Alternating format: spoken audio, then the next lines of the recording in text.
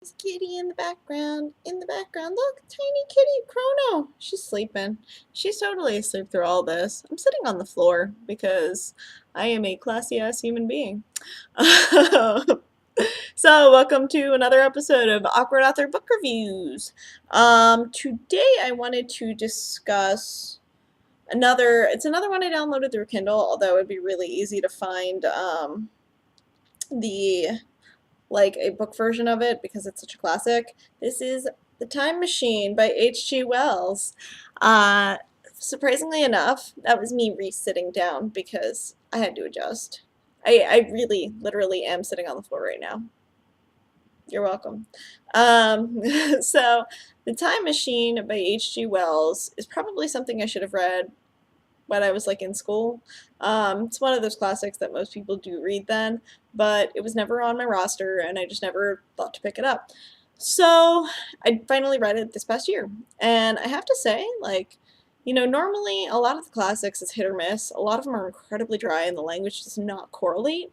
It just doesn't stack up to modern times. But this one did. The Time Machine's short. It's not a very long novella. I mean, it really isn't much of a full-length novel at all. But the themes of it are still incredibly important and valid. And the way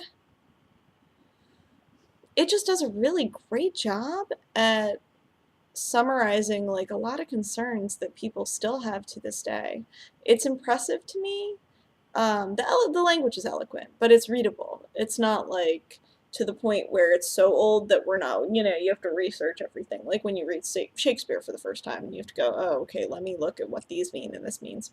This is very accessible, but it blows my mind as to how the issues are still so relevant. I mean, at the core of it, the guy has a time machine. He goes to the future. In the future, there are these like little fair-haired baby-esque things, people that have kind of like humanity has devolved into like these little baby-esque things that are like, oh, so innocent, blah blah, bumble bumble.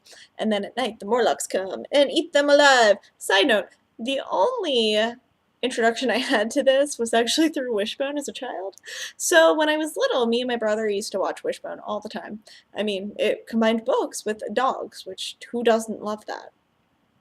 There has to be something wrong if you don't love that. And it was awesome because this episode in particular terrified my brother. He was terrified of Morlocks from the depiction in Wishbone. And so, because I was an asshole older sister, I used to be like, Morlocks, and like creep him out and be like, Morlocks, you're in the closet. So, he's probably going to kill me for telling people that. But reading them in the book, they were equally as terrifying as I remember as a child. And the Morlocks, so what it ended up being is kind of like the whole symbology of it is class division. Is the rich became more indolent and lazy and lost track of skills, which, and didn't have like practical skills anymore, lost track of the primal essence of them. And again, like we're in a society where people don't know how to do a lot anymore, like basic practical things that used to just come naturally because so much is done for us. So again, like these themes are pretty interesting. And the Morlocks were like the lower class who had to fight to survive. And because they had to fight, like their primal instincts became more and more developed. They were pushed underground. And so they became the predators. It was funny because when finances ruled things, they weren't.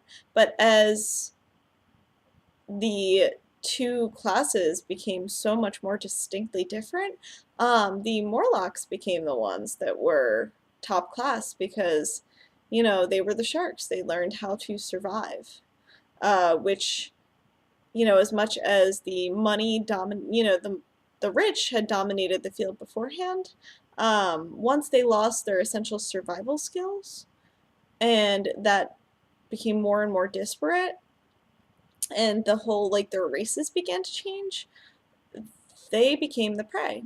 And so I thought that was really intriguing and also just something that makes you think to this day, you know. It makes me want to go learn how to do some shit. I mean, I grew up in a very hands-on, like you learn how to make things from scratch. It blows my mind that people do not know how to make like soup from scratch or just like basic things.